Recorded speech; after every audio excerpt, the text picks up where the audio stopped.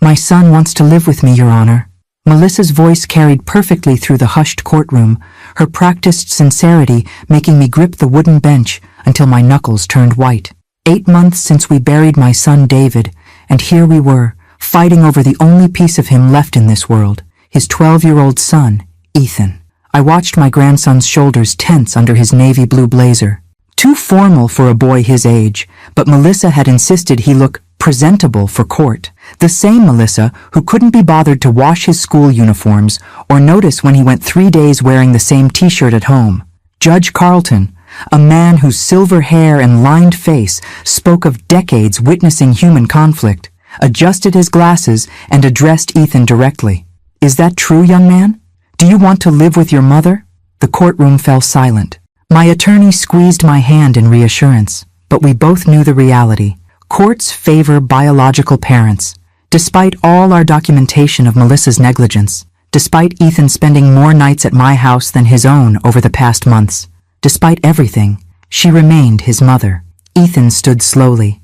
At 12, he was at that awkward age, no longer a little boy, but not yet a teenager, gangly limbs and a voice that occasionally cracked.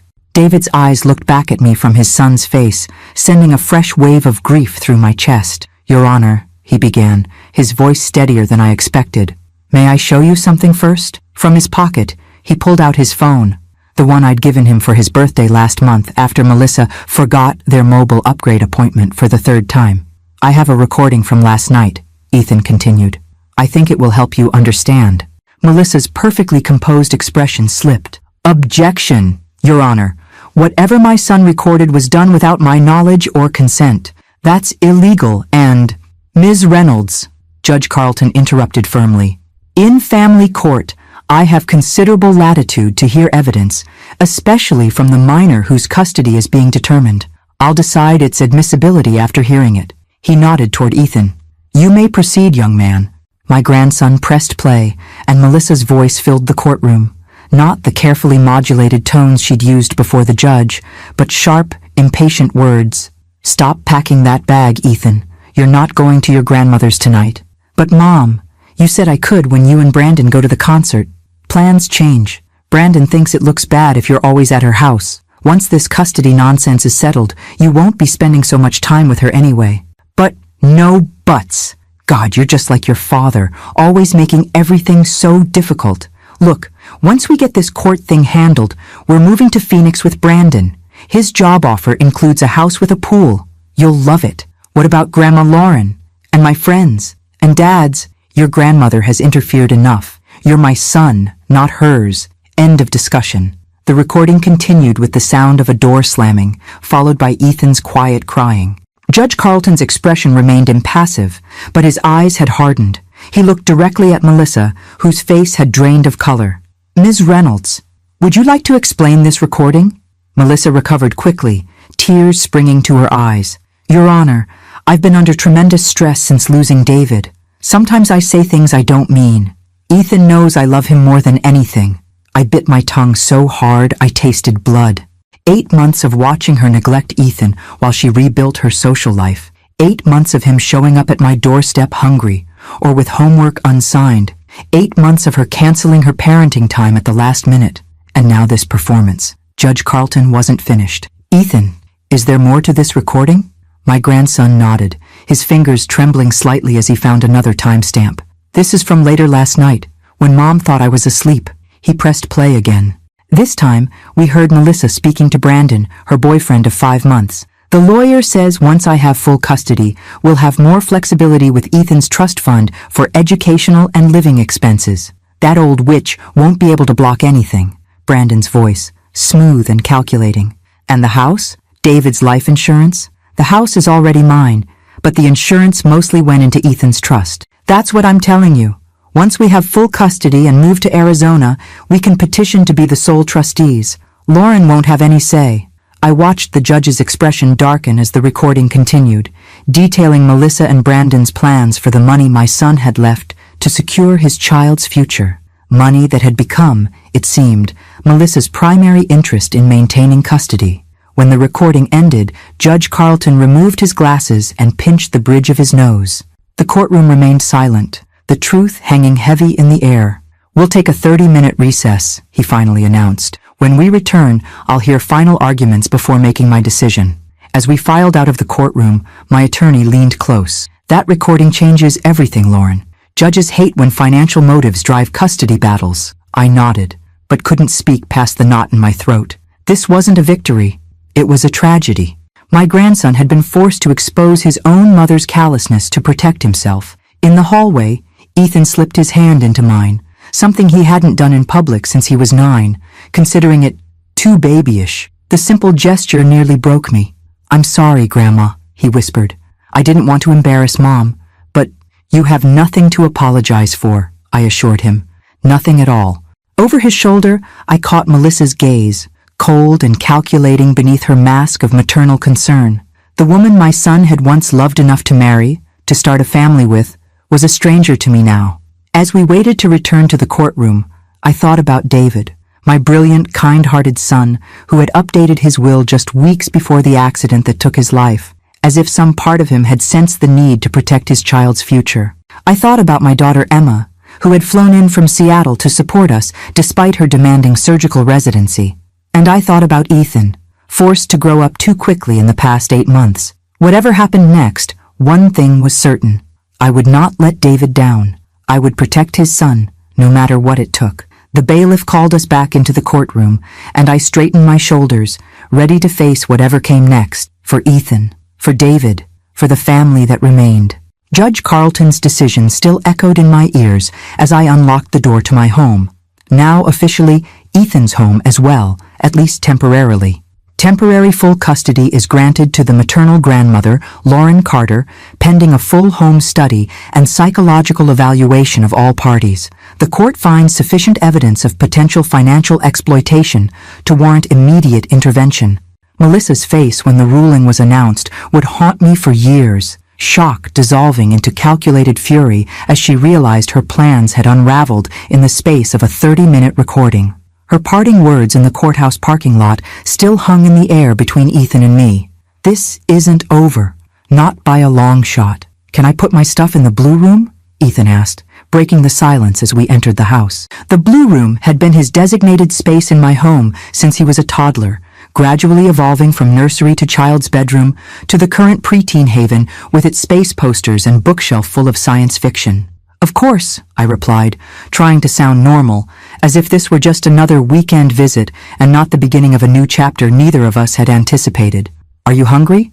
I could make grilled cheese." He nodded, dropping his backpack by the stairs. "Mom didn't. There wasn't much breakfast this morning.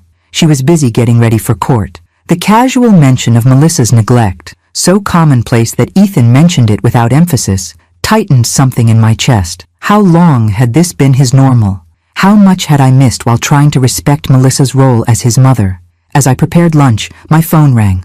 Emma calling from Seattle, anxious for news. "The judge gave me temporary custody," I told my daughter, keeping my voice low as Ethan arranged his belongings upstairs. "But it's just the beginning. Melissa's already threatening to fight." "Of course she is," Emma replied, her voice tight with the same frustration I felt. Money has always been her primary motivation. Remember how quickly she tried to sell the house after Dad died? I did remember. Just 6 weeks after my husband John's funeral 3 years ago, Melissa had suggested that downsizing might be healing for everyone. David had shut down the idea immediately, recognizing it as a transparent attempt to access equity rather than emotional closure.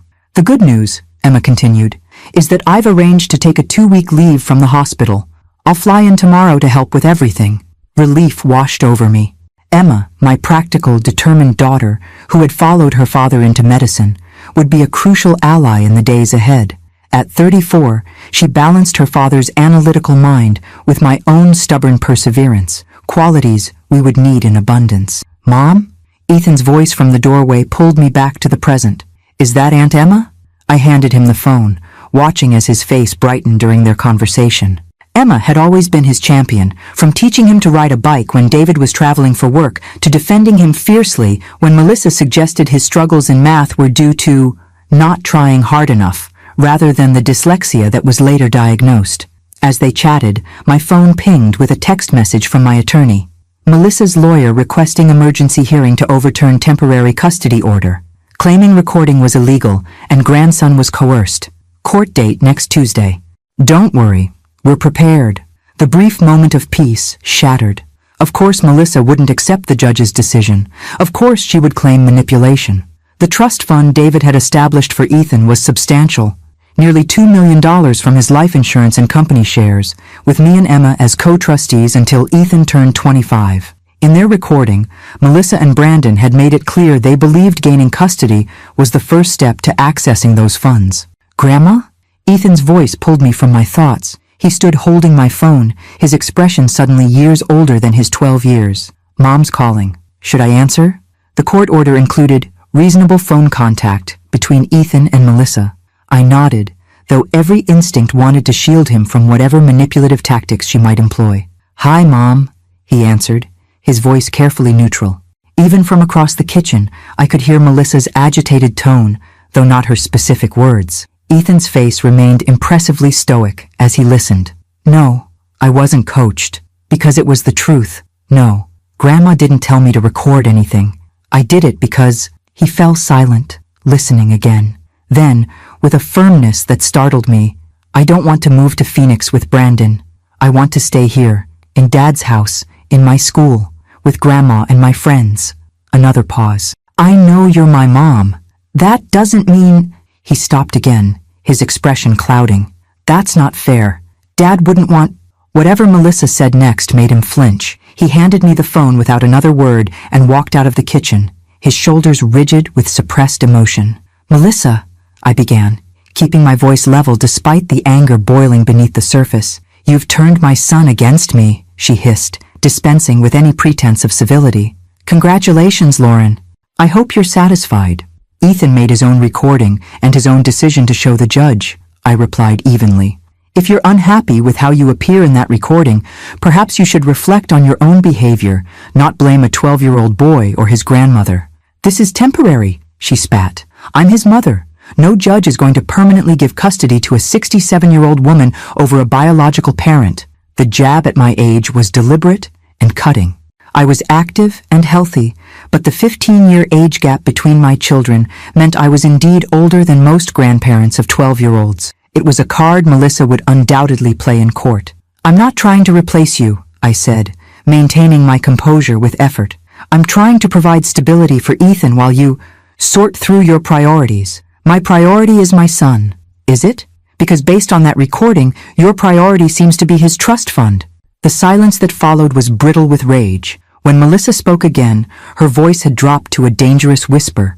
You have no idea who you're dealing with, Lauren. None at all. The line went dead. I stood in my kitchen, phone still pressed to my ear, a chill settling between my shoulder blades. In the 8 months since David's death, I had watched Melissa transform from grieving widow to negligent mother to calculated opponent. What would she become next, now that her financial plans had been temporarily thwarted? From upstairs came the faint sound of Ethan's guitar, halting chords of the song David had been teaching him before the accident. The familiar melody steadied me, a reminder of what was at stake. My phone pinged with another text, this time from Emma. Flight lands 10:15 a.m. tomorrow. Don't worry, Mom. We've got this. I took a deep breath and began assembling grilled cheese sandwiches, choosing normalcy as my shield against the storm I knew was gathering. Ethan needed stability now, more than ever, and I was determined to provide it, no matter what Melissa might do next. As I carried lunch upstairs to Ethan's room, I silently thanked David for his foresight in creating that trust with Emma and me as trustees. Without it, Melissa might have already depleted the funds meant to secure his son's future. With it, we at least had financial leverage in the battle ahead. What we didn't have was any idea how far Melissa would go to regain control, not just of Ethan, but of the money she believed should be hers. Emma's arrival the following morning brought a surge of energy into the house. My daughter had always been a force of nature, efficient, direct, and fiercely protective of those she loved. As a pediatric surgeon, she channeled these qualities into saving children's lives. Now she would use them to help save her nephew. I've already spoken with 3 child psychologists who specialize in custody evaluations, she announced, before her suitcase had even hit the guest room floor. And I've compiled Ethan's medical records showing the pattern of missed appointments and delayed vaccinations over the past 8 months. I smiled, despite my exhaustion. Hello to you too, sweetheart. Coffee? Emma paused, then laughed ruefully. Sorry, Mom. Doctor mode. She embraced me tightly. How are you holding up? Really? I'm managing, I replied, leading her to the kitchen. It's Ethan I'm worried about. He's trying so hard to be brave, but this is taking a toll. Ethan was at school, his first day back since the custody hearing. I'd given him the option to stay home, but he'd insisted on maintaining his routine. Dad always said education comes first, he'd reminded me, in a perfect imitation of David's serious tone that nearly broke my heart. Where is Melissa staying? Emma asked, accepting the coffee mug I offered. At the house, as far as I know. The judge didn't order her to leave the family home, just granted me temporary custody of Ethan. I sighed, sinking into a kitchen chair. That's another complication. Legally, the house belongs to Melissa as David's widow, though the mortgage is being paid from Ethan's trust, as David specified in his will. Emma's expression hardened. So she's living in a house essentially paid for by Ethan's inheritance while plotting how to get control of the rest of his money? Before I could respond, my phone rang. My attorney, Patricia Winters. Lauren, we have a situation, she began without preamble. Melissa's filed an emergency motion claiming elder exploitation. What? The accusation was so absurd I nearly laughed. She's alleging you're using Ethan to access his trust fund for your own benefit. She's demanding a full financial audit of all expenditures since David's death. The irony would have been amusing if it weren't so infuriating. That's ridiculous. Emma and I haven't used a penny of that money except for the mortgage payments and Ethan's school tuition, exactly as David's will stipulated. I know that, and the financial records will prove it. But it's a clever tactical move. It shifts focus from her recorded plans to exploit the trust to unfounded allegations against you. Emma, reading my expression, reached for my free hand. There's more, Patricia continued. She's also requesting supervised visitation for you, claiming you're emotionally manipulating Ethan and turning him against his mother. That's absurd, I protested. I've never spoken against Melissa to Ethan, even when— I believe you, Patricia interrupted gently. But the court will need to investigate all allegations. Expect a guardian ad litem to be appointed for Ethan and home visits from family services. After ending the call, I relayed everything to Emma, whose medical training couldn't fully mask her fury. This is classic Darvo, she declared. Deny, attack, reverse victim and offender. Melissa's taking exactly what she's guilty of and projecting it onto you. The financial audit doesn't worry me, I said. We've been meticulous about the trust, but the allegation that I'm manipulating Ethan— I shook my head, the unfairness cutting deep. I've bent over backward trying not to criticize Melissa in front of him, even when she's canceled plans or left him waiting for hours. Emma's expression softened.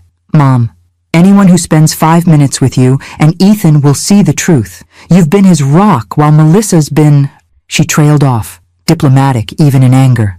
We need to prepare Ethan, I said, glancing at the clock. School dismissed in 2 hours. He needs to understand that things might get more complicated before they get better. Let me pick him up today, Emma suggested. I'll take him for ice cream, ease him into the conversation. Coming from his cool aunt might make it less scary. I nodded gratefully. Emma had always had a special bond with Ethan, built on science experiments, secret handshakes, and an understanding that transcended the aunt-nephew relationship.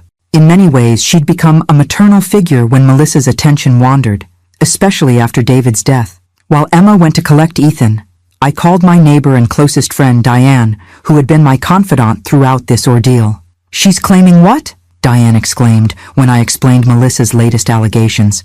Lauren, that's outrageous. You've been practically keeping that boy alive while she parades around town with her new boyfriend. The court doesn't know that, I pointed out. They only know what's presented as evidence. Then we need more evidence, Diane said firmly. I've seen Ethan coming to your house hungry because there's no food at home. I've watched Melissa drop him off and disappear for days. The entire neighborhood has witnessed her negligence. Would you be willing to make a statement? I asked hesitantly. Involving others meant expanding the circle of conflict, something I'd been reluctant to do. I'll do better than that, Diane replied. I'll organize statements from the whole neighborhood. The Patels next door, the Rodriguezes across the street. We've all seen what's been happening. It's time we spoke up.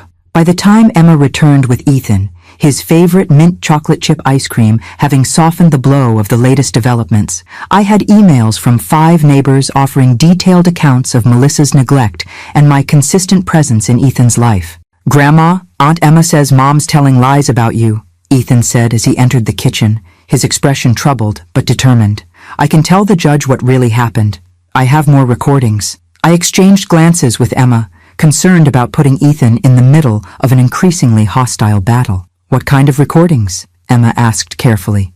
"Times when Mom forgot to pick me up from school, when she left me alone all weekend with just $20 for food, when she and Brandon were talking about selling Dad's watch collection that was supposed to be mine when I'm older." He pulled out his phone.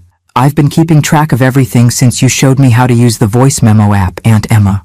My heart ached for this child, who had felt the need to document his own neglect, even as I felt a surge of pride at his resourcefulness. "Ethan," I said gently, "we don't want you to feel responsible for the legal aspects of this situation. That's for the adults to handle." He looked at me with eyes too wise for his 12 years. "Dad always said we have to stand up for what's right, even when it's hard. I'm not letting Mom hurt you because of me, Grandma. I'm not." In that moment, I saw David so clearly in his son that tears sprang to my eyes. Emma, noticing, smoothly suggested Ethan show her his latest science project upstairs, giving me a moment to compose myself. Alone in the kitchen, I looked at the growing collection of evidence on my laptop, financial records, neighbor statements, Ethan's recordings, and wondered how we had arrived at this point, how the woman my son had loved enough to marry had become an adversary willing to destroy anyone in her path to financial gain. And I wondered, with a chill I couldn't shake, just how far Melissa would go when she realized the neighborhood was rallying against her, that Ethan had been documenting her neglect, and that her carefully constructed narrative was beginning to unravel. The answer, I feared, would prove far worse than anything we had prepared for. The first sign of Melissa's retaliation came at 3 a.m., a shattering crash that jolted me from sleep. I fumbled for my phone, heart pounding as I dialed 911. "Someone's broken my front window," I told the dispatcher, keeping my voice low. "My grandson is in the house. Please hurry." I crept to Ethan's room, relieved to find him still asleep, then cautiously approached the stairs. Glass glittered across my living room floor, surrounding a brick with a note attached, "Drop the case or worse, next time." When the police arrived minutes later, they documented everything methodically, the brick, the note, the shattered window, but their expressions remained professionally neutral when I suggested Melissa might be responsible. "Mrs. Carter will investigate all possibilities," the officer said carefully, "but without witnesses or camera footage, it's difficult to establish who did this." By morning, Emma had installed a security system with cameras covering every approach to the house, while Ethan watched wide-eyed, the reality of the situation finally penetrating his stoic facade. "Mom wouldn't really do that, would she?" he asked as we swept up the last glass shards. "Throw a brick through your window?" I chose my words carefully. "I don't know, sweetheart. People sometimes make poor choices when they're desperate." "It was Brandon," Emma stated flatly once Ethan was out of earshot. "Melissa's too calculating to do something this crude herself, but he's exactly the type to think intimidation will work." Patricia, when informed, immediately filed for a restraining order and submitted the incident as evidence of escalation. "This actually helps our case," she explained. "It demonstrates the lengths they'll go to maintain control." 2 days later, the second attack came, not physical, but perhaps more damaging. Melissa launched a social media campaign portraying herself as a grieving widow being separated from her son by a controlling mother-in-law.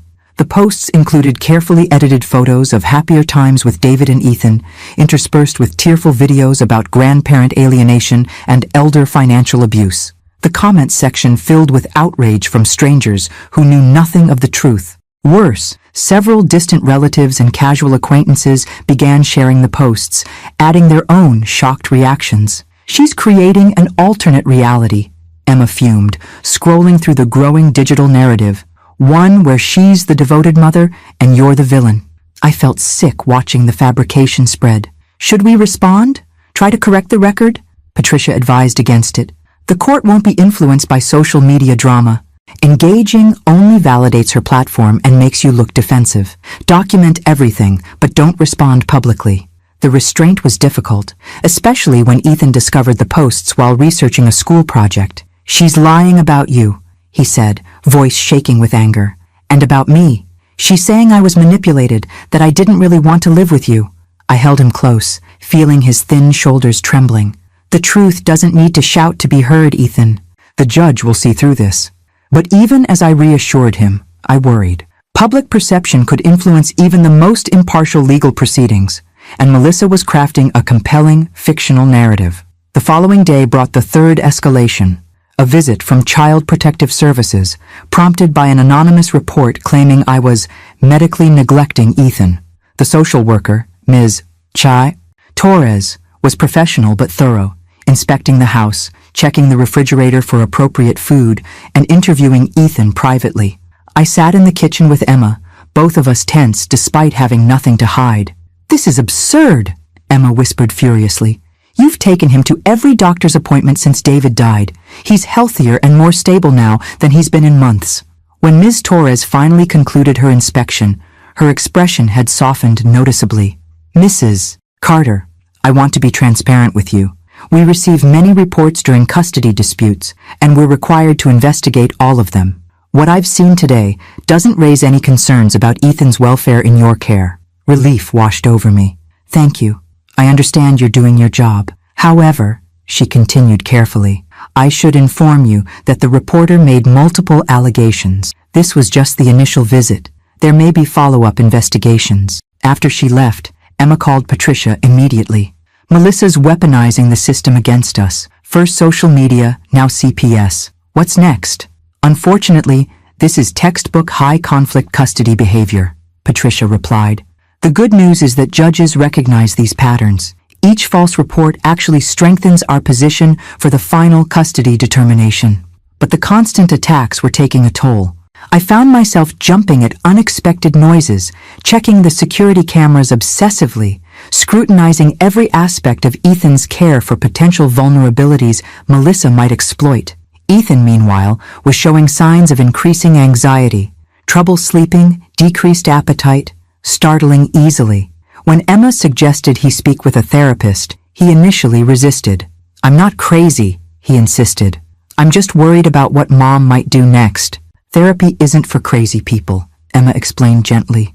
"It's for anyone navigating difficult situations, like surgeons who need physical therapy after long surgeries strain their backs." The medical comparison resonated with him, and he reluctantly agreed. Dr. Kavita Shah, a child psychologist specializing in family trauma, quickly established rapport with Ethan.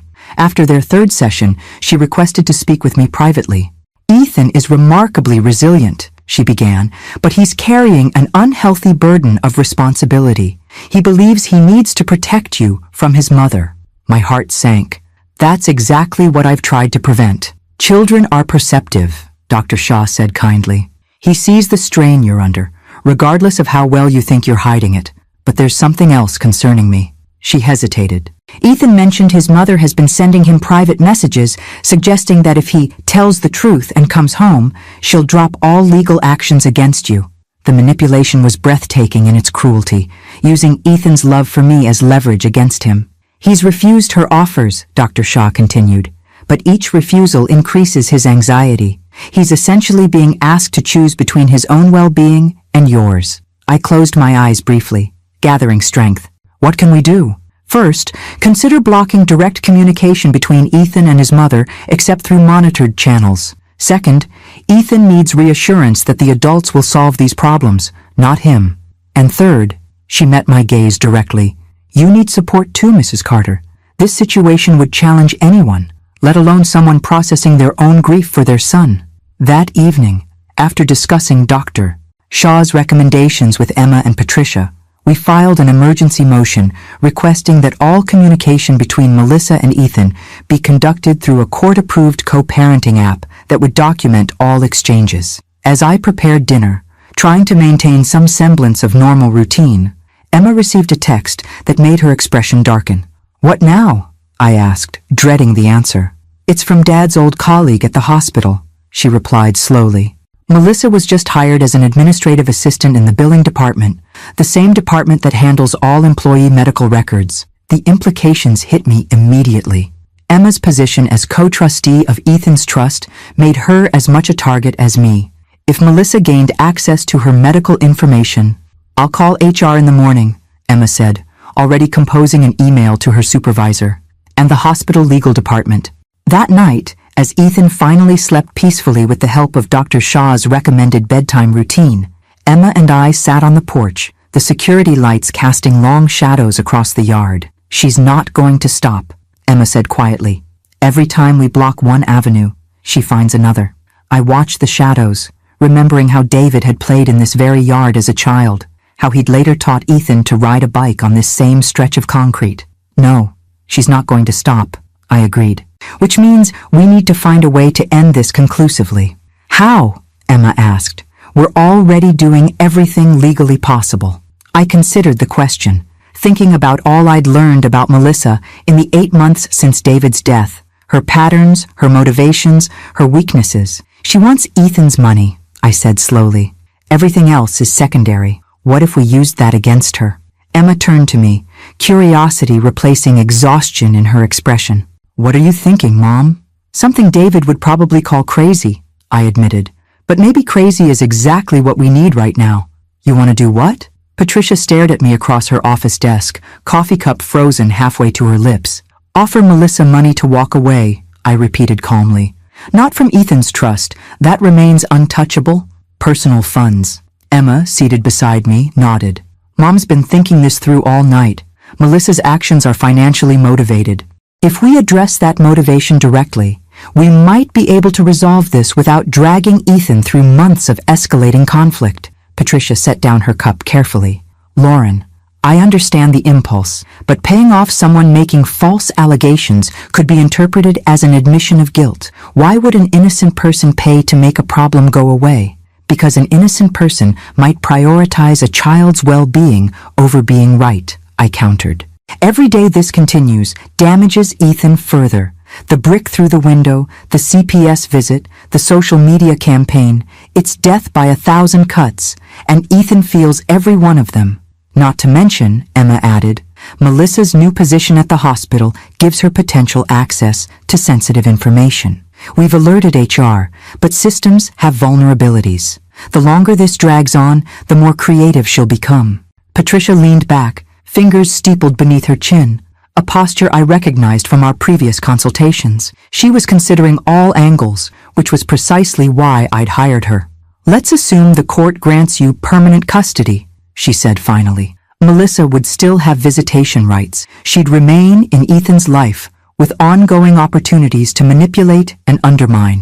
Money might address her immediate motivation, but not her long-term presence." "That's the second part of the proposal," I explained. "We don't just offer money. We offer a clean break, a significant sum in exchange for voluntary termination of parental rights."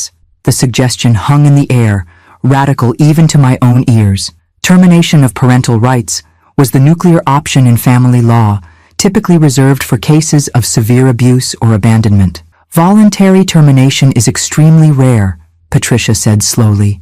"Most courts won't even consider it without another parent ready to adopt. Which is why it would need to be Melissa's idea, not ours," Emma interjected. "We don't suggest termination.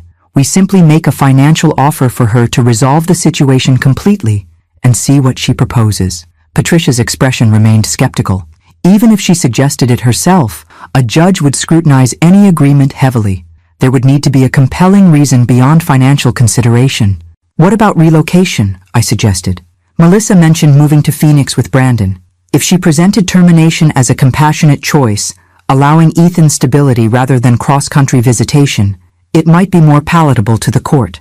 "And if she brought up the idea first," Emma added, "after we've established a pattern of her prioritizing money over Ethan's welfare, it would reinforce our narrative rather than undermine it." Patricia tapped her pen thoughtfully against her legal pad. "It's unorthodox," she admitted, "but given the circumstances, how would you envision approaching her?" "Not directly," I said firmly. "That's too risky. We need a neutral third party, someone who could float the concept without it being traced back to us." "I might have an idea," Emma said slowly. "Brandon's ex-wife is a scrub nurse at my hospital. From what I've heard, they had an extremely contentious divorce, largely due to financial issues. She might be motivated to disrupt his latest meal ticket. Patricia raised an eyebrow. You want to recruit the boyfriend's ex-wife as an intermediary? That's creative problem-solving, Emma finished with a hint of her father's wry humor. Something surgeons excel at. It's risky, I acknowledged, but every option before us carries risk. This at least gives us some control over the narrative. After another hour of discussion, refining the approach and anticipating potential pitfalls, Patricia reluctantly agreed to draft a neutral settlement offer, one that mentioned financial compensation without specifying the purpose, carefully worded to avoid any suggestion of impropriety. Remember, she cautioned as we prepared to leave, this needs to appear as though you're merely open to resolving the conflict efficiently. Nothing that could be construed as buying custody or encouraging termination of rights. Those suggestions need to come from Melissa, documented without our fingerprints anywhere near them. As Emma and I drove home, the weight of what we were considering settled heavily on my shoulders. Was I truly prepared to essentially purchase my grandson's freedom from his mother? What would David think of such a strategy? You're second-guessing, Emma observed, reading my expression with the same perceptiveness she'd inherited from her father. Wouldn't you?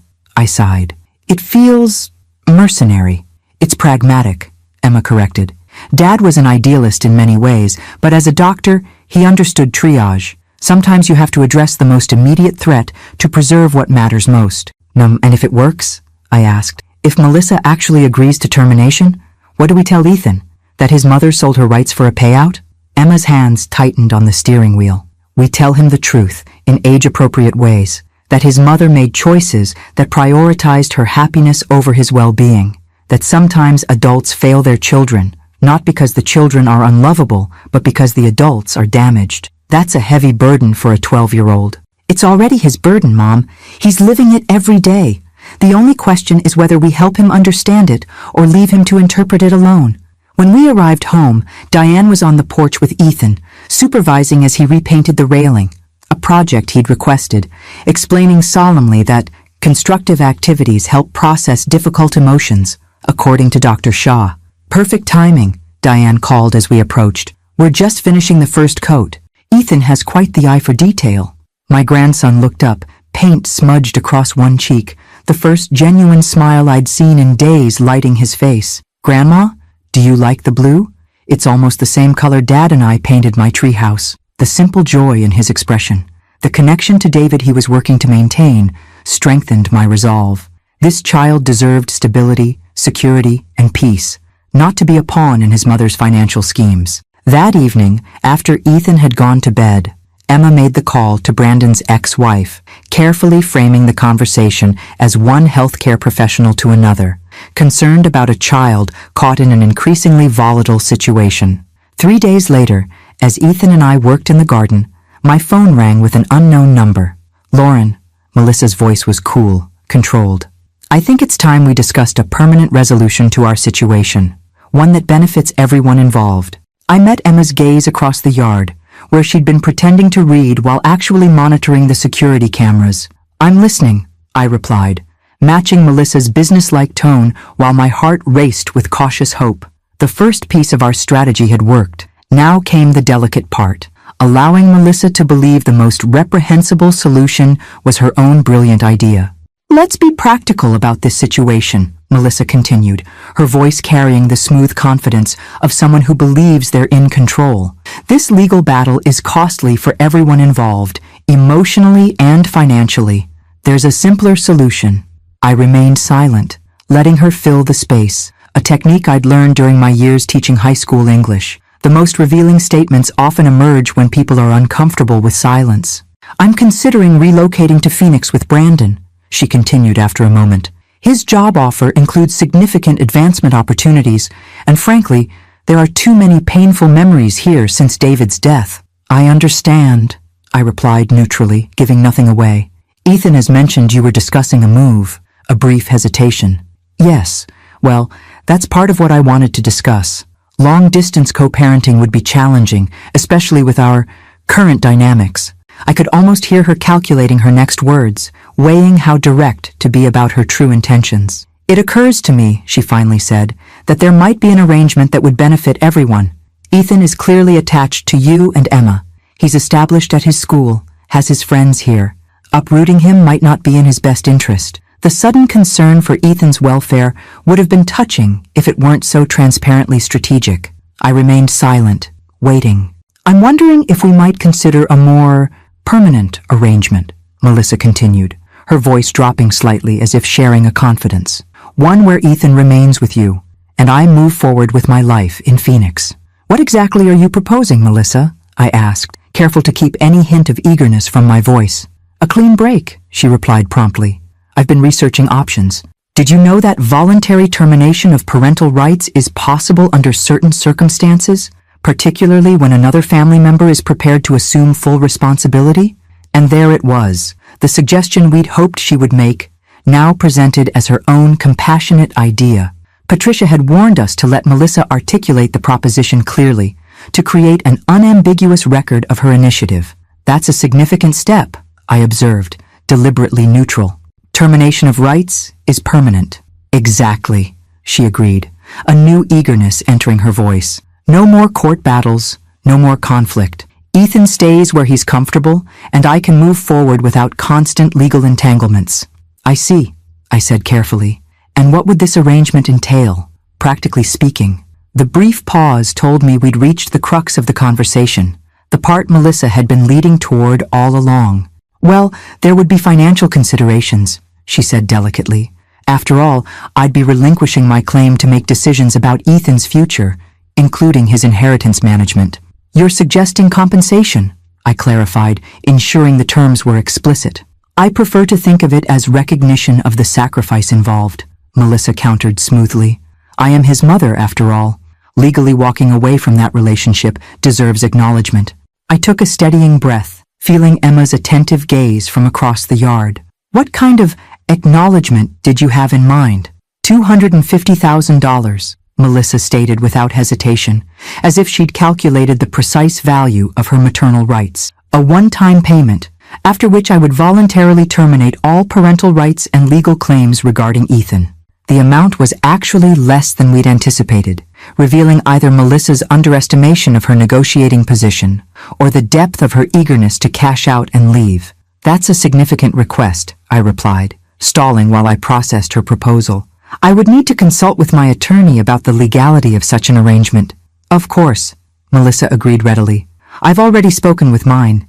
It's unconventional, but not unprecedented.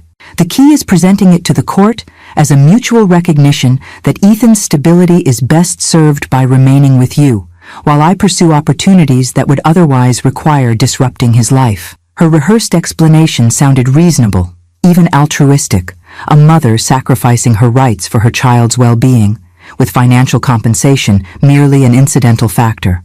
The narrative was cleverly constructed to disguise the reality. She was selling her son for $250,000. I'll need to think about this, I said, unwilling to appear too eager despite the surge of hope her proposal had triggered, and discuss it with Emma, as she's co-trustee of Ethan's inheritance. I understand, Melissa replied, an edge of impatience now audible beneath her composed exterior. But I should mention that Brandon's position has a definite timeline. We would need to relocate within the next month to secure the opportunity, so a prompt decision would be appreciated. The artificial deadline was transparent, a classic high-pressure sales tactic, but I didn't challenge it. Let her believe her strategy was working. I'll get back to you within a few days, I promised. This isn't a decision to be made lightly. After ending the call, I walked over to Emma, who had abandoned any pretense of reading. $250,000, I reported quietly, mindful of Ethan working nearby. For complete termination of rights. Emma's eyebrows rose. That's all? I was expecting at least double that. She must be desperate to leave, I observed, or Brandon's opportunity is time-sensitive for reasons she hasn't shared. So we counter-offer? Emma asked. I shook my head slowly. No, we accept her terms, but with conditions. The money is placed in escrow, released only after termination is finalized, and she's physically relocated to Phoenix. And we include a non-disclosure agreement. She never discusses this arrangement publicly or with Ethan. She'll want some of the money up front, Emma predicted. A small percentage, perhaps, but the majority remains contingent on completed termination. Otherwise, what prevents her from taking an initial payment and then dragging out the process? We spent the evening carefully planning our response, consulting with Patricia via secure video call to ensure every aspect of our counterproposal was legally sound and ethically defensible. The court will scrutinize this arrangement heavily, Patricia reminded us. The judge needs to believe termination truly serves Ethan's best interests, not just the adult's convenience. Which is why Melissa's relocation is crucial to the narrative, Emma pointed out. She's not abandoning her child. She's recognizing that forcing him to choose between his established support system and moving cross-country with her would be harmful. And the financial component? Patricia pressed. Is a practical recognition that she's relinquishing future decision-making regarding Ethan's inheritance? I supplied. Not payment for termination itself. The distinction was subtle but significant. A careful threading of legal and ethical needles that might allow this unconventional solution to pass judicial review. Later that night, after finalizing our response to Melissa's proposition, I sat on the edge of Ethan's bed watching him sleep, his features relaxed in slumber, free from the anxiety that had marked his waking hours since this ordeal began. The worn stuffed dinosaur tucked under his arm, a gift from David on his 5th birthday, was a poignant reminder of all he had already lost. Was I doing the right thing? Facilitating the severance of his relationship with his mother, however flawed she might be? Or was I protecting him from years of manipulation and disappointment at the hands of someone who valued money above his well-being? There were no perfect answers, only difficult choices made with imperfect information. But looking at my grandson's peaceful face, I knew with bone-deep certainty that I would walk through fire to protect him from further harm. If that meant paying Melissa to remove herself permanently from his life, so be it. Some might call it distasteful or mercenary. I called it the price of peace, an investment in Ethan's future security that David would have made without hesitation. Tomorrow, we would set the wheels in motion. For better or worse, we were committed to our course. The Starbucks on Main Street provided the neutral territory Patricia had recommended for our meeting with Melissa and her attorney. Public enough to discourage outbursts, private enough for discreet conversation at a corner table. Emma had insisted on accompanying me despite my protests that she should be conserving her limited leave time. I'm a trustee too, she had reminded me firmly. Besides, Melissa is less likely to try manipulation tactics with both of us present. We arrived 15 minutes early. A strategic decision to claim the optimal seating position. Patricia joined us shortly after, meticulously organized as always with color-coded folders containing our counter-proposal and supporting documentation. Remember, she cautioned in a low voice, let me lead the legal discussion. If Melissa tries to engage you emotionally, redirect to the practical aspects of the agreement. Melissa arrived precisely on time, accompanied by a sleek man in his 50s whose tailored suit and calculated smile marked him as the type of attorney who specialized in aggressive negotiation. Brandon waited outside in the parking lot, a detail that struck me as oddly telling. He wanted the benefits of Melissa's potential windfall, but preferred to keep his hands clean of the actual transaction. Lauren, Emma, Melissa nodded curtly as she took her seat. All pretense of familial warmth abandoned now that we'd moved to the business phase of our relationship. This is Gregory Walsh, my attorney. After brief introductions, Patricia opened her primary folder. We've reviewed your client's proposal for voluntary termination of parental rights in conjunction with her relocation plans. My clients are prepared to accept the financial terms, with certain conditions. Walsh raised an eyebrow, clearly surprised by our lack of resistance to the amount. What conditions? Patricia slid a document across the table. The full agreement is outlined here, but essentially, the $250,000 would be placed in escrow, with 15% released upon signing the preliminary agreement, and the remainder dispersed after court approval of termination and verification of Ms. Reynolds' relocation to Arizona. Melissa's eyes narrowed slightly. That could take months. Approximately 60 days, Patricia corrected. We've researched the typical timeline for uncontested termination cases in this jurisdiction. The court prioritizes resolution when all parties are in agreement. Walsh reviewed the document with practiced efficiency. There's also a non-disclosure provision here. Standard in family settlements, Patricia replied evenly. It prohibits all parties from discussing the financial terms of the agreement publicly or with the minor child. That seems reasonable, Walsh acknowledged, still scanning the document. However, the relocation verification is problematic. My client's timeline is contingent on her partner's employment opportunity, which may be flexible. I recognize the negotiating tactic immediately, creating an artificial obstacle to concede later in exchange for a more significant concession from us. Patricia evidently recognized it too, as she didn't immediately respond. The relocation component is non-negotiable, Emma stated firmly, speaking for the first time. The court will require a compelling reason for termination beyond financial consideration. Ms. Reynolds' decision to pursue opportunities incompatible with Ethan's established life here provides that justification. Melissa's confident facade cracked slightly. Are you suggesting I need to actually move to Phoenix for this to work? That is precisely what we're saying, I confirmed, meeting her gaze directly. The narrative presented to the court must be truthful and verifiable. You are choosing to relocate for professional and personal opportunities, recognizing that uprooting Ethan would be detrimental to his well-being. A flash of calculation crossed her face as she exchanged glances with Walsh. And if our plans change after the termination is finalized? The agreement includes a 2-year non-residence clause for the metropolitan area, Patricia pointed out, indicating the relevant section. After that, you're free to live wherever you choose, but the initial relocation must be genuine and documented. Walsh leaned close to Melissa, whispering something that caused her to frown momentarily before her expression smoothed back into practiced neutrality. The escrow arrangement is acceptable, Walsh said after their brief consultation. However, we propose 25% released upon signing rather than 15%, and will need specific parameters defining what constitutes verification of relocation. The negotiation continued for nearly 2 hours, addressing every detail from the timeline for court filings to the specific language that would be presented to the judge. Throughout the discussion, I noticed Melissa's attention repeatedly drifting to the parking lot where Brandon waited, as if seeking invisible guidance or reassurance. Finally, Walsh closed his portfolio. I believe we've addressed all substantive points. I'll revise the agreement according to our discussion and circulate it for review by tomorrow afternoon. As we prepared to leave, Melissa suddenly asked, "What about Ethan's things? His clothes, his electronics?"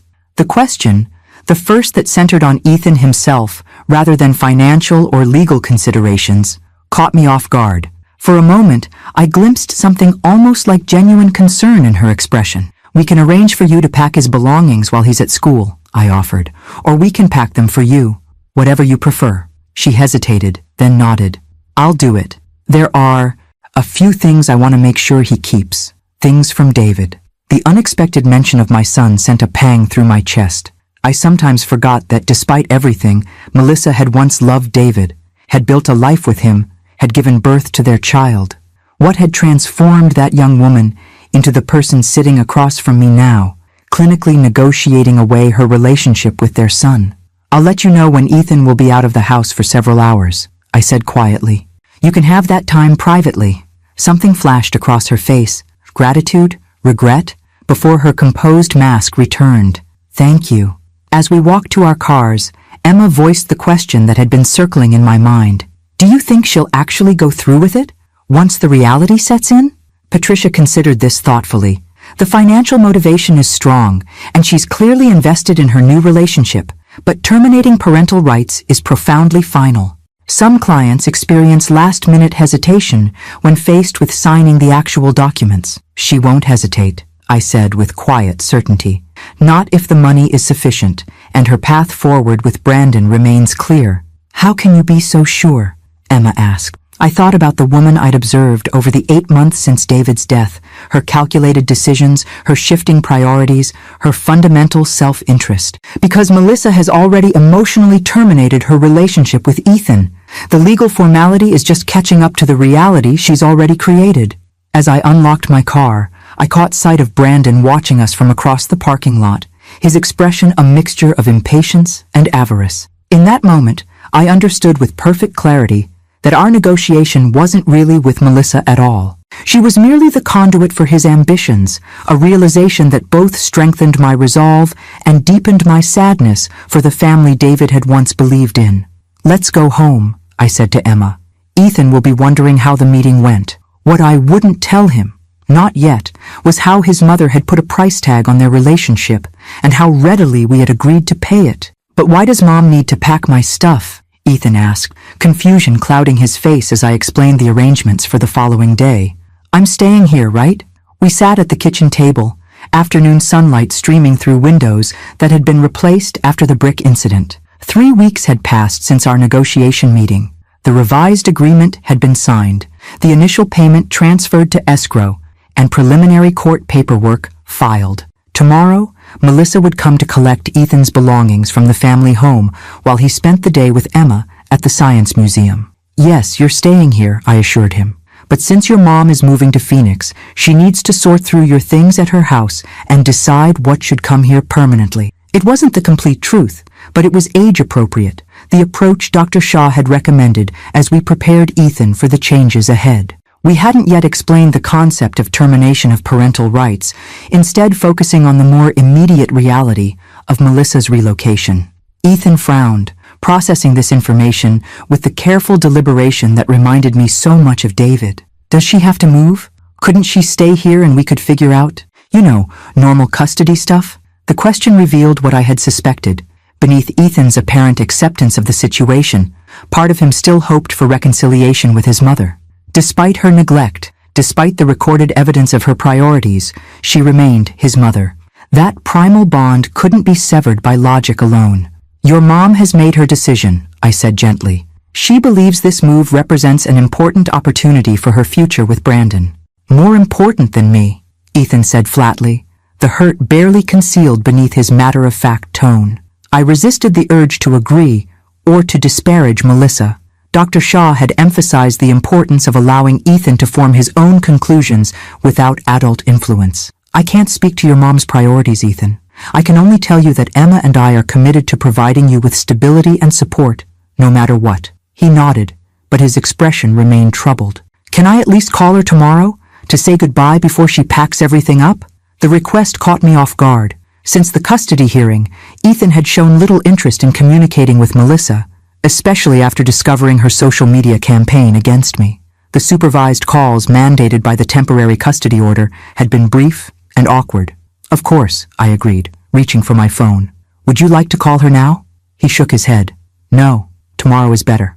Before she starts packing, I just want to tell her something. The cryptic response triggered a flutter of concern, but I respected his privacy. Ethan had demonstrated remarkable maturity throughout this ordeal. He deserved some agency in managing his relationship with his mother, even as it approached its legal conclusion. Later that evening, as Emma and I prepared dinner, I shared Ethan's request.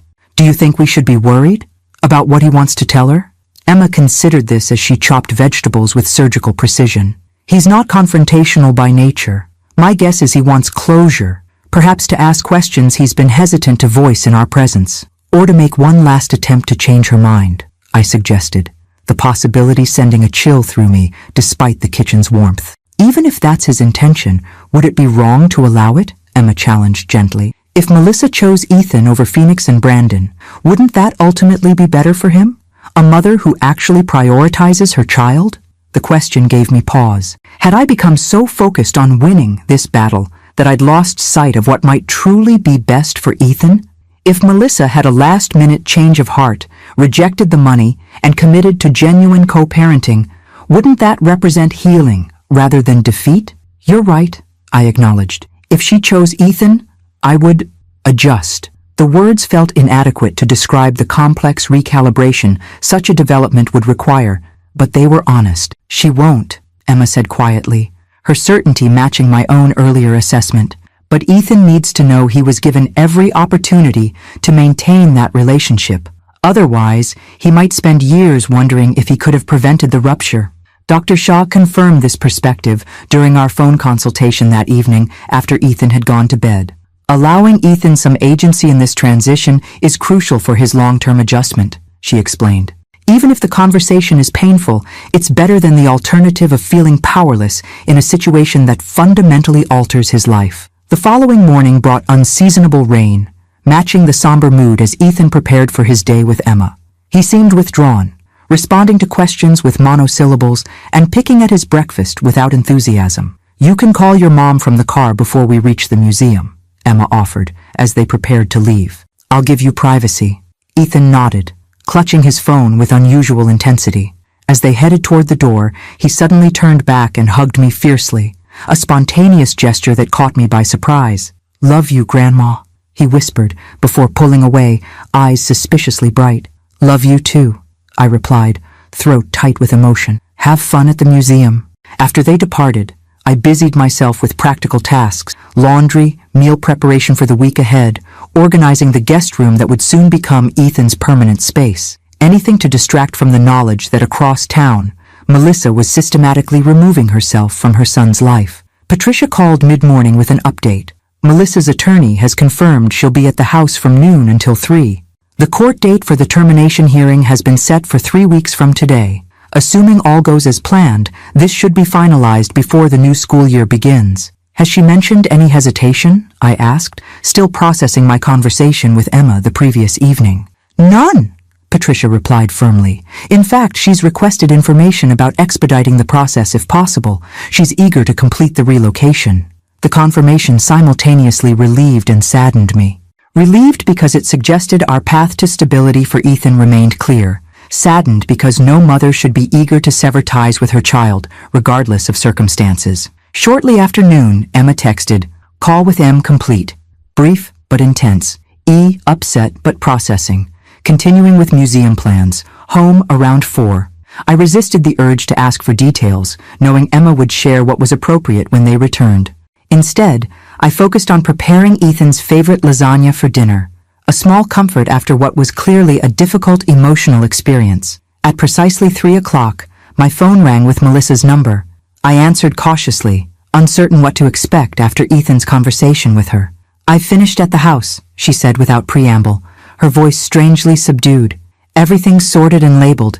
Ethan's clothes are packed in suitcases in his room. The things he specifically asked for are in boxes marked with his name." "Thank you," I replied, matching her businesslike tone. "Is there anything else you need before the court date?" A pause, lengthy enough that I checked to ensure the call hadn't disconnected. Then, in a voice barely above a whisper, he asked me why the money was more important than he was. The simple, devastating question hung between us, unanswerable in its brutal clarity. "What did you tell him?" I finally asked, when it became clear Melissa wouldn't continue without prompting. "The truth," she said, her voice steadying, "that I'm not cut out to be a mother, that I never wanted that role but tried because David did, that he deserves better than what I can give him." The raw honesty surprised me, contrasting sharply with the calculated manipulation she'd demonstrated throughout our legal battle. "That must have been a difficult conversation," I offered neutrally. "He said he forgives me," Melissa continued, disregarding my comment. "Can you imagine? After everything, he said he forgives me and hopes I'll be happy in Phoenix." For the first time since David's death, I heard genuine emotion in her voice, not the performative display she'd cultivated for court appearances, but authentic pain and perhaps a flicker of the person she might have been under different circumstances. "Ethan has his father's capacity for compassion," I said quietly. "Yes," she agreed, the single word laden with recognition of all she was relinquishing. "Take care of him, Lauren." The call ended before I could respond, leaving me standing in my kitchen, surrounded by the ingredients for Ethan's favorite meal, contemplating the unexpected glimpse of humanity from a woman I had come to view as little more than an adversary. When Emma and Ethan returned that afternoon, I knew immediately from their expressions that something significant had shifted. Ethan's eyes were reddened but clear, his posture straighter than it had been in months, as if a weight had been lifted from his young shoulders. "I told Mom it was okay for her to go," he announced without preamble, "that she doesn't have to pretend anymore, that we'll both be better off this way."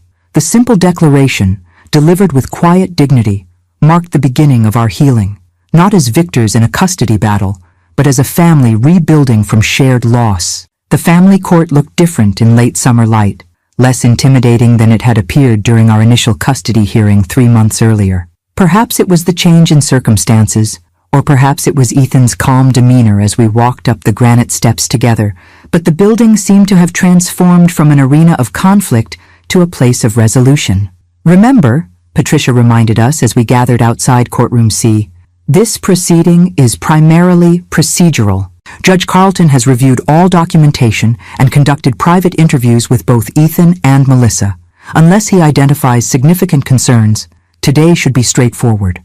Ethan nodded, solemn in his navy blazer and khaki pants, the same outfit he'd worn to the first hearing, now slightly too small after a summer growth spurt. At 12, verging on 13, he stood at the threshold between childhood and adolescence, forced to navigate adult complexities while still collecting Pokemon cards and building elaborate Lego structures. Emma adjusted his slightly crooked tie. "You don't have to say anything unless the judge directly asks you a question," she assured him. "And if you feel uncomfortable at any point, just look at us. We can request a break." "I'm okay," Ethan replied with the quiet confidence he'd been gradually reclaiming since his conversation with Melissa. The past 3 weeks had brought noticeable changes: improved sleep, increased appetite, renewed interest in activities he'd abandoned during the custody battle. Dr. Shaw described it as the natural resilience of childhood asserting itself once the primary source of stress is addressed. As we entered the courtroom, I spotted Melissa and Brandon already seated on the opposite side. She wore a conservative gray dress that conveyed appropriate seriousness for the occasion, while Brandon's expression betrayed barely concealed impatience. A man eager to complete a transaction and move forward. Judge Carlton entered promptly at 9, his manner businesslike, but not cold. After preliminary statements from both attorneys outlining the voluntary termination agreement, he addressed Melissa directly. "Ms. Reynolds, I've reviewed your petition for voluntary termination of parental rights, along with the supporting documentation and our private discussion. Before proceeding, I must confirm for the record, do you fully understand that termination of parental rights is permanent and irreversible?" Melissa stood, hands clasped before her. "Yes, Your Honor. And you understand that upon termination, you will have no legal right to visitation, communication, or input regarding any aspect of your son's life?" "I understand," she confirmed, her voice steady. Judge Carlton studied her carefully. "In most cases of voluntary termination, the court requires extraordinary circumstances or a step-parent adoption. Neither applies here. Why should I approve this petition?" Patricia had prepared us for this question, the central issue any family court judge would need to address. "Your Honor," Melissa began, following the narrative we had carefully constructed during negotiations, "my relocation to Phoenix represents a significant opportunity for professional advancement and personal growth. Attempting to maintain a cross-country co-parenting relationship would create instability for Ethan, particularly given our challenging history. He has a stable, loving home with his grandmother and aunt, continuity in his school and community, and ongoing therapeutic support processing his father's death." She paused, then added something that hadn't been rehearsed. "Most importantly, Ethan deserves parents who can fully commit to his well-being. Lauren and Emma Carter have demonstrated that commitment consistently. I have not." The simple admission, honest in a way I hadn't expected, seemed to register with Judge Carlton, whose expression softened slightly. "Mr. Walsh," the judge addressed Melissa's attorney, "the court notes a financial settlement associated with this termination. Would you characterize this as payment for parental rights?" Walsh responded smoothly. "Not at all, Your Honor. The settlement addresses practical matters related to Ms. Reynolds' relocation and recognizes the significant financial responsibility the Carters are assuming. It's structured to facilitate a clean transition for all parties." Judge Carlton's slight frown suggested he wasn't entirely convinced by this characterization, but he moved on.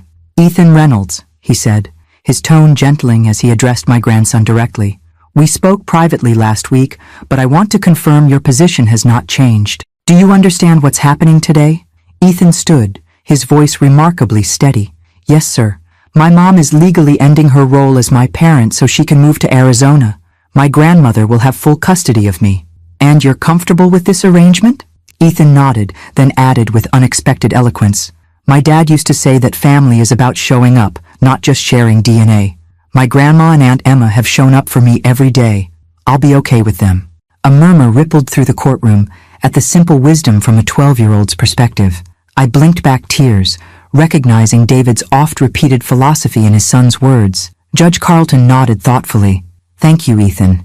You may be seated." After consulting several documents before him, the judge removed his glasses and addressed the courtroom. Having reviewed all relevant factors, including the guardian ad litem's recommendation, psychological evaluations, and my interviews with the parties, I find that the proposed termination serves the child's best interests under these specific circumstances. He turned to Melissa. Ms. Reynolds, are you making this decision freely and voluntarily, without coercion? Yes, Your Honor, she confirmed. And to the Carters, are you prepared to assume full legal responsibility for Ethan's care and well-being? We are, Emma and I responded in unison. Judge Carlton nodded once, decisively. Then, by the authority vested in me by the state, I hereby terminate the parental rights of Melissa Reynolds with respect to minor child Ethan David Reynolds, transferring full legal guardianship to Lauren Carter, with Emma Carter designated as successor guardian. The gavel struck with surprising gentleness, belying the monumental nature of what had just occurred. In that moment, the legal structure of our family was fundamentally altered, not creating something entirely new, but formalizing the reality that had been developing since David's death. As we gathered our belongings, Melissa approached hesitantly, maintaining a respectful distance from Ethan. The apartment lease in Phoenix starts next week, she said, addressing me rather than him. We'll be leaving on Tuesday. I wish you well, I replied with genuine sincerity, the bitterness of our conflict having gradually dissolved into something more complex. Not forgiveness exactly, but recognition of the human complexity beneath our adversarial positions. Melissa nodded, then turned to Ethan, uncertainty evident in her posture. After a moment's hesitation, he stepped forward and offered his hand with remarkable maturity. Goodbye, Mom, he said simply. I hope you find what you're looking for. Something flickered across Melissa's face, regret, relief, a complicated mixture of both, before she briefly clasped his hand. Take care of yourself, Ethan. You're going to be an amazing person. She turned quickly after that, rejoining Brandon, who had remained strategically distant during the exchange. They departed without looking back, their silhouettes framed briefly in the courtroom doorway before disappearing. Melissa walking out of Ethan's life with the same decisive finality with which the judge's gavel had fallen. Outside on the courthouse steps, Ethan stood between Emma and me, blinking in the bright August sunshine. Is it really over? He asked, his voice suddenly younger, more vulnerable than it had been inside.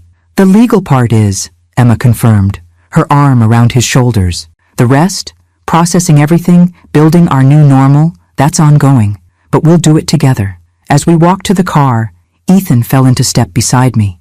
Dad would be okay with this, wouldn't he? He asked quietly. He wouldn't think I gave up on Mom too easily? The question pierced my heart, the child still seeking reassurance that he hadn't failed some invisible test of family loyalty. Your father, I said carefully, wanted one thing above all else, for you to be safe, loved, and happy. He would be incredibly proud of how you've handled this impossible situation with grace and compassion beyond your years. Ethan nodded, seemingly satisfied with this assessment. Can we stop for ice cream on the way home? To celebrate? The simple request, so normal, so blessedly ordinary, felt like the first genuine step into our future. Absolutely, I agreed. Today calls for a double scoop. As we drove away from the courthouse, I caught a glimpse of Ethan in the rearview mirror, his face turned toward the window, expression pensive but not despairing. We had navigated the most treacherous waters of our journey, not without damage, but without drowning. What remained was the careful, patient work of reconstruction. And for the first time since David's death, I allowed myself to believe we would not merely survive this ordeal, but eventually thrive beyond it. 1 year after the termination hearing, I stood in the doorway of what was now indisputably Ethan's room, watching as he carefully arranged his science fair display on his desk. The project, an impressively sophisticated analysis of water quality in local streams, had already won first place at his middle school. Tomorrow, it would compete at the regional level. Do you think the graphs are clear enough? He asked, adjusting the poster board slightly. At 13, Ethan had grown 4 inches in 12 months, his voice occasionally cracking as it transitioned toward adulthood. The gangly uncertainty of early adolescence was tempered by a quiet confidence that had gradually emerged as our lives stabilized. They're perfect, I assured him, suppressing a smile at his perfectionism, another trait inherited from his father. The color coding makes the data patterns immediately obvious. He nodded, satisfied with this assessment from a former English teacher. Dad would have loved this project, wouldn't he? He would have been absolutely fascinated, I confirmed. Probably would have suggested 3 more experiments before you'd even finished this one. Ethan laughed, the sound unburdened in a way that still occasionally surprised me. Aunt Emma said the same thing when I showed her the preliminary results. She wanted me to expand it to include watershed analysis. The easy mention of both his father and aunt reflected the healing that had gradually occurred over the past year. Emma had accepted a permanent position at Seattle Children's Hospital, but maintained her presence in Ethan's life through monthly visits and weekly video calls. Her professional success, recently published research on pediatric transplant outcomes, would have made David immensely proud. Dinner in 20 minutes, I reminded Ethan. Diane and Dr. Shaw are joining us, remember? I remember, he confirmed, already turning back to make final adjustments to his display. In the kitchen, I put the finishing touches on a celebratory meal, lasagna, still Ethan's favorite, garlic bread, and a salad featuring vegetables from the garden we had started together last spring. Cooking had become a shared activity, one of many new traditions we had established in our reconfigured family. The doorbell rang just as I was setting the table. Diane arrived first, bearing her famous tiramisu for dessert, followed shortly by Dr. Shaw. Over the past year, the therapist had transitioned from professional support to family friend, her warm wisdom proving valuable well beyond the initial crisis that had brought her into our lives. As we settled around the table, the conversation flowed easily. Ethan enthusiastically explaining his scientific methodology, Diane sharing amusing stories from her recent Mediterranean cruise, Dr. Shaw discussing the children's art therapy program she had established at the community center. "I've been meaning to tell you," Dr. Shaw said during a natural pause in conversation. "Ethan's case study, anonymized of course, has been accepted for presentation at a national conference on childhood resilience. His journey provides valuable insights for professionals working with children navigating family restructuring." Ethan looked up with interest. "You're using my story to help other kids?" "With your grandmother's permission," Dr. Shaw confirmed. "Your experience, particularly how you processed the termination, offers important lessons about children's capacity to adapt when provided with appropriate support and honesty." I watched Ethan absorb this information, noting the subtle straightening of his shoulders, the physical manifestation of recognizing that his pain might serve a purpose beyond mere suffering. "Speaking of which," he said after a moment, setting down his fork, "there's something I've been wanting to show everyone." He disappeared upstairs, returning moments later with his tablet. "I found this while organizing old files last week. It's the original recording from the court hearing. The mention of that pivotal moment, Ethan raising his phone in the courtroom, the devastating evidence of Melissa's true priorities playing for all to hear, sent a ripple of tension through our celebratory dinner. "Are you sure you want to revisit that, sweetheart?" I asked carefully. We had rarely discussed Melissa since her departure for Phoenix. True to the non-disclosure agreement, she had maintained complete silence, no birthday cards, no holiday greetings, no social media mentions of the son she had legally relinquished. "I'm sure," Ethan replied, with the quiet determination that had become his hallmark. "I think it's important." He placed the tablet on the table and pressed play. The recording began with Melissa's voice, sharp, impatient, dismissive of Ethan's desire to visit me. But then, something unexpected happened. As the familiar argument continued, I realized with growing confusion that this wasn't the same recording that had been played in court. This version continued beyond the argument about visiting me, capturing a conversation I had never heard before. "Mom," Ethan's voice asked, "do you even want me to live with you?" A lengthy pause followed, then Melissa's sigh. "It's complicated, Ethan." "That's not an answer." Another pause. "If I'm being honest, I was never meant to be a mother. Your father wanted children. I went along with it because I loved him. But this role, it doesn't come naturally to me the way it does to your grandmother. Then why are you fighting for custody?" Ethan's voice was smaller now, vulnerable. "Because that's what mothers are supposed to do," Melissa replied, an edge of bitterness in her tone. "Because admitting I don't want that responsibility makes me a monster in everyone's eyes, not in mine," Ethan said quietly. "I'd rather know the truth than live with someone who resents me." The recording ended there, leaving a stunned silence around our dinner table. I stared at Ethan, struggling to process what I'd just heard. "That's not the recording from court," I finally managed. No, he confirmed, meeting my gaze steadily. That one came later, after I realized what was really happening with Mom and Brandon and the trust fund. This was the first one, from about 2 weeks earlier. Dr. Shaw leaned forward slightly. You recorded this conversation and then chose not to use it? Ethan nodded. At first, I thought if Mom admitted she didn't really want to be a parent, that would solve everything. But then I overheard her and Brandon talking about the trust fund, and I realized— He paused, collecting his thoughts. I realized that showing a judge she didn't want me would hurt her too much. It would make her look like a bad person. The money conversation was better because it was about them being greedy, not about her failing as a mother. The profound compassion of this decision, a 12-year-old boy protecting the dignity of the very woman who had failed to protect him, left me speechless. Even in the midst of his own pain, Ethan had considered how to minimize damage to Melissa's reputation. That was an incredibly empathetic choice, Dr. Shaw observed gently. May I ask why you're sharing it now? Ethan considered the question carefully. Because I'm not angry anymore. For a long time, I thought Mom gave me up because she wanted money more than she wanted me. That hurt a lot. But now I understand she gave me up because she knew Grandma and Aunt Emma could give me what she couldn't. The money was just making it easier to admit the truth. The insight, profound in its compassion and maturity, brought tears to my eyes. In that moment, I glimpsed the man Ethan was becoming. Thoughtful, perceptive, capable of understanding human complexity beyond his years. Your father would be so proud of the person you're becoming, I said softly. Ethan smiled, a genuine expression that reached his eyes. I know. That's why I wanted to share this tonight. I feel like I'm finally okay with everything that happened. Like I can stop wondering if things could have been different. Diane, who had remained respectfully silent during this revelation, reached over to squeeze Ethan's hand. That's what healing looks like, young man. Not forgetting or pretending it didn't hurt, but finding a way to carry the experience without being defined by it. As we resumed our meal, the conversation gradually returning to lighter topics, I observed the people gathered around my table. This chosen family we had constructed from the fragments of tragedy.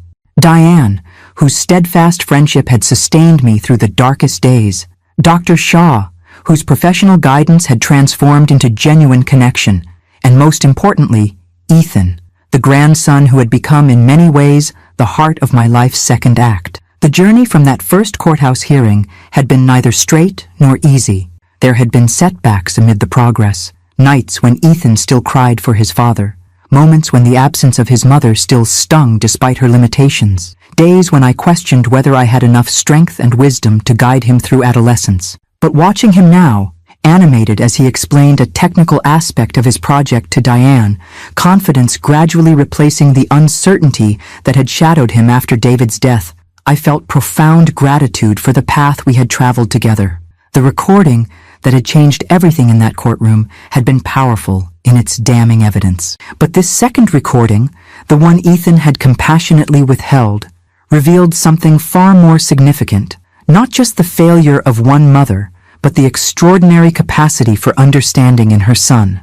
Later that night, after our guests had departed and Ethan had gone to bed, I sat on the porch swing Robert had built decades earlier, contemplating the journey that had brought us to this moment of quiet resolution. My phone buzzed with a text from Emma. How did the dinner go? Is he ready for tomorrow? More than ready, I replied, and he shared something remarkable about the original recording. I'll tell you everything during our call tomorrow. Can't wait to hear. Give him a hug from me in the morning. Love you both. I tucked the phone away, gazing at the stars visible above the trees Robert and I had planted when we first purchased this property. So much had changed, yet something essential remained constant. The love that had built this home continued to sustain it, flowing through generations in different forms, but never diminishing. In the quiet darkness, I whispered a truth that had gradually emerged from the chaos of the past 18 months. We're going to be okay. And for the first time, I believed it completely.